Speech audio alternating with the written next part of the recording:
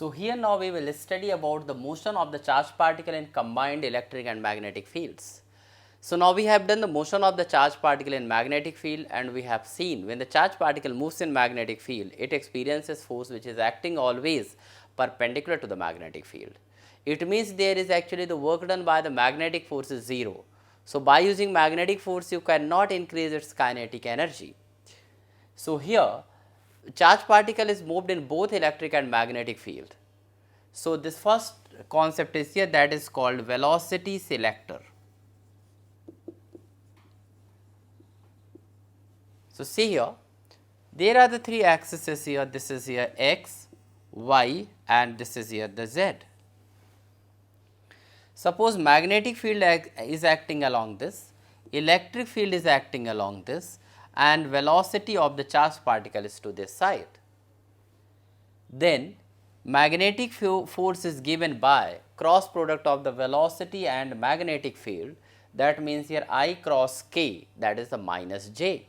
So magnetic force will be acting to this side here somewhere here Fm, and electrostatic force will be acting to this side, that is Fe, along the direction of electric field, because the charge is here positive.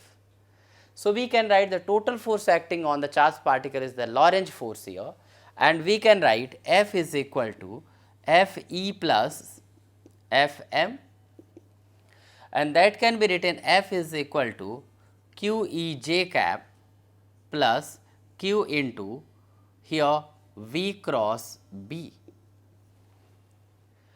So we can write here F is equal to Qej cap plus, we can write here the minus QVB here j cap. Suppose this force is 0, it means the value of electric field and magnetic field are arranged in such a way that the total force acting on the charged particle is 0. If this force is 0, so we can write here QE is equal to QVB, then we can, this Q and Q will get cancelled and V is equal to E upon B.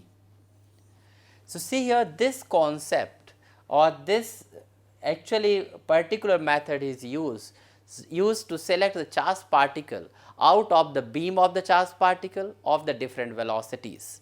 So that is why it is known as velocity selector.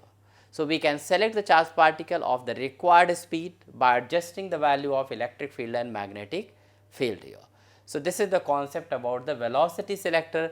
Now let us discuss the working of the cyclotron.